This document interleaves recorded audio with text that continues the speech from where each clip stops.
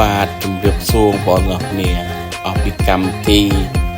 ខុសកំណើតលោកឪពុកនិងអ្នកម្ដាយមកក៏ចូលកម្មវិធីទី2គឺកម្មវិធី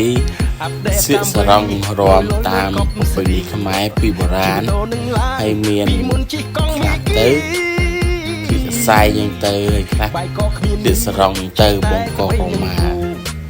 បាទហើយកម្មវិធីនេះគឺរៀបចំតាមរបៀបប្រពៃណីខ្មែរពីបុរាណបាទហើយសប្បាយ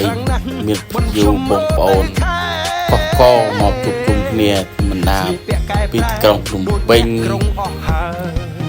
និងបណ្ដាខេត្តព្រៃវែងបាទចឹងថ្ងៃនេះមកជួបជុំគ្នាអស់ហើយមិនថានៅកូនតើឯបាទអញ្ចឹងមកថ្ងៃនេះគឺជួបជុំគ្នាទាំងអស់